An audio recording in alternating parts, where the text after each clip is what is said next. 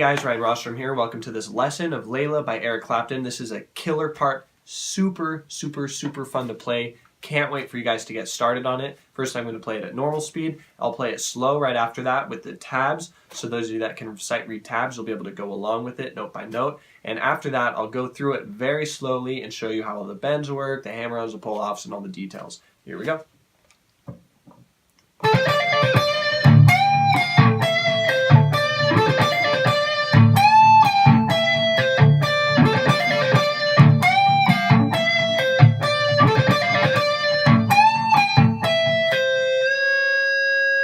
Here it is in slow-mo.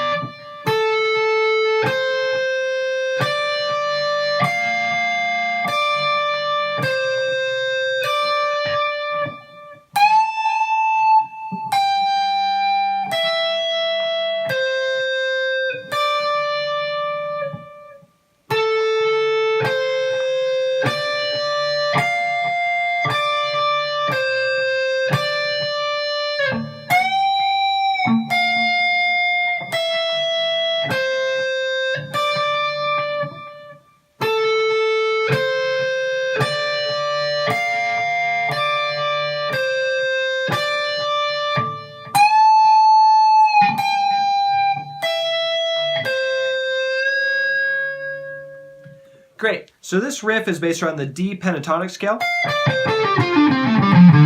if you're familiar with it, but we're really just using these top couple of strings. So it starts right here on the 10th fret of the B string, and then I think he does it with hammer-ons, like that. You could pick it out if you want it to sound a little bit more punchy or clear or whatever else, but that's kind of the first part of the riff. So what you're going to do, start on that 10th fret of the B string, hammer onto the 13th fret, and then go to the 10th fret of the E string above it, and then you do a hammer on and then a pull off right after. And that would be on the 13th fret of the E string.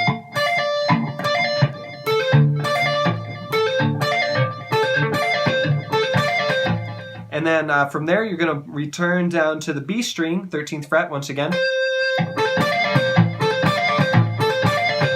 And that's the fast part of the riff, so I would recommend trying that over and over and over again until you don't really have to think about what you're doing and your fingers kind of do all the work for you. Whoops.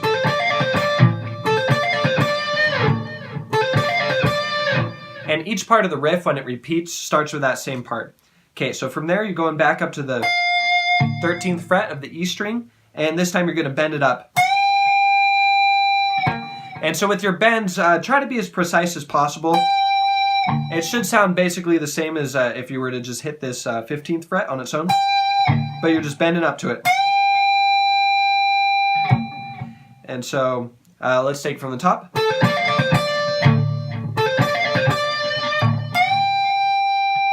Hit that bend, and then you return the bend. And I get a little trouble on this return bend. I kind of get a little bit of string noise like that. Which is okay, just I've got to practice more. I haven't practiced as much lately. But one way to fix that problem is I'll use like this part of my hand and I'll kind of mute those strings on my way down. Like that.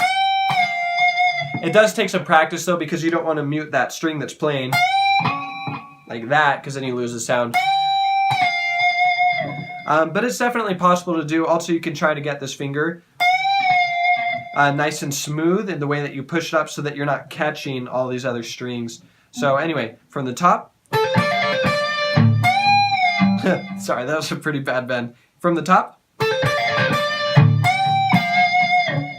And then after you do that bend, the bend return combo, you're going to go to the 12th fret of the E string, and then you're going to go back to the 13th fret of the B string, and then you finish up the riff right there. And that's the 10th fret of the E string. So one more time, this is what it looks like.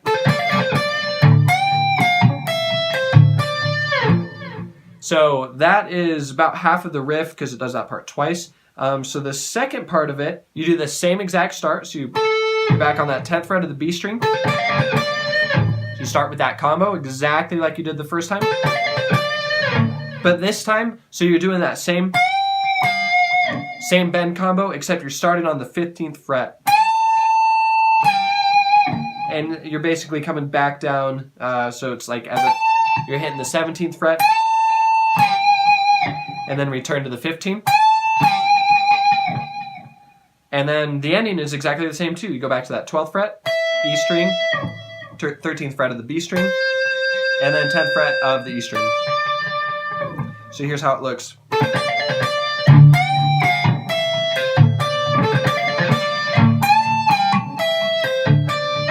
And then you repeat the first part once again, like so. That's the 13th fret bend. And then you repeat the second part again, like so.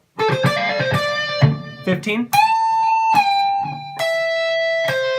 And this is the only part that changes. On this last one, you do a half step bend. So it's as if you're moving up to, what fret would that be? The 14th fret? So it doesn't sound quite right. It's obviously not part of the pentatonic scale.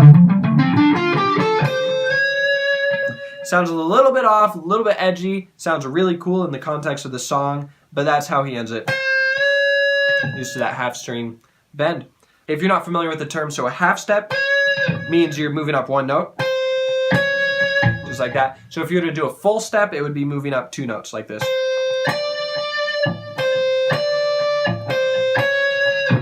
And I don't know why they call that. It's just a musical term. There's half steps and full steps. So that's about it for the riff. And just practice it over and over again, especially this first part. It's not so bad once you have it into muscle memory. It just kind of runs itself. It becomes a really, really fun lick to play.